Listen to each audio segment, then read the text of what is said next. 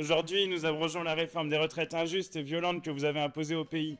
Aujourd'hui, nous nous faisons l'écho des millions de manifestants qui ont lutté pied à pied contre cette réforme. Aujourd'hui, nous faisons respecter la volonté populaire. Et vous proposez un rapport étudiant des sources différentes et novatrices de financement du système de retraite. Encore une merveille.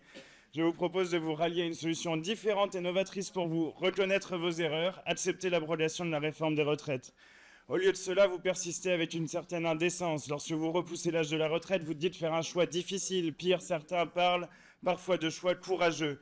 Quelle difficulté de faire travailler d'autres davantage. Quel courage de priver définitivement des dizaines de milliers de personnes de droit à la retraite qui mourront avant de l'avoir prise.